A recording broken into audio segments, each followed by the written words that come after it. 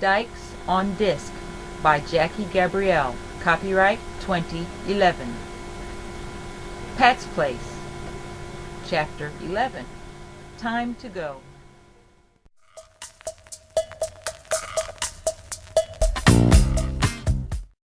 The morning began again. Becky lay in bed listening to the children playing just outside her window as they awaited the school bus. It had been a week since the murder at the bar. She wondered what would be happening next, because there was always some kind of drama going on there. She herself had some drama today. Becky was moving out of her aunt's little room into a larger room at Capone's. Capone was an older lesbian. I think she would like the nomenclature of old crone. She had long, flowing, raven black hair, wise beyond her 50-something years, and seemed to either know everyone or about everyone. She owned an old house in one of Orlando's established neighborhoods, brick-lined, tucked just off the highway. Her home was like a rehab/guest house. Friends passing through, women who were between lovers, strangers who needed a room to rent, all were welcome. Becky was going to stay there and help do some of the odds and ends of work that needed to be done. The bougainvillea was out of control. The dogs needed a bath. The hundreds of silk plants were growing their own dust bunnies. Her work was cut out for her. In return, Becky would have access to a pool and a private tiki bar and a break on the rent. She thought of the best person to share her good news with. Someone who would be able to give her some more information about the person she was getting ready to move in with. Who would that be? Becky's mind wandered as she drove to Pat's Place. She would get there early and park by the dumpster so that she could see the entire parking lot. She would sit in her car and talk with God, and an answer would make itself known.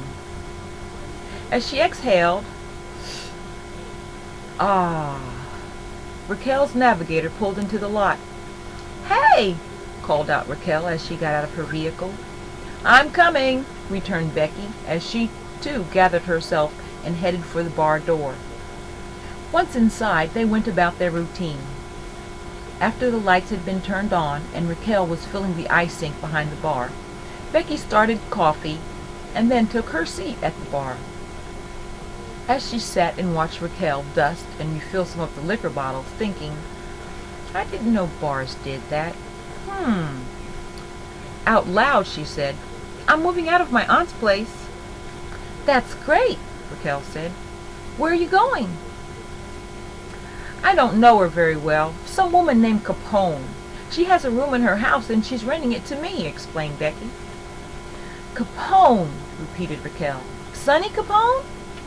"Yes," she replied. "Do you know her?" "She's come in here a time or two. I think Kitty knows her," Raquel revealed.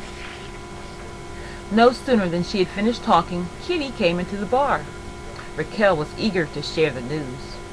"Were your ears burning?" she asked Kitty. Kitty was taken back a bit. "What?" she asked. "We were just talking about you," explained Becky. "Oh," she replied. "That's what that feeling was." Raquel placed a bucket in front of Becky. "You know Sonny Capone, don't you?" Raquel asked. "A little. Her brother was married to my sister for a while. Why?"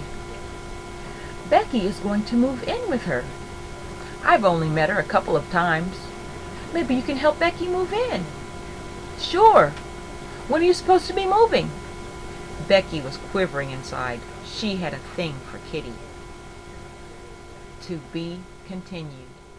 Thanks for reading aloud.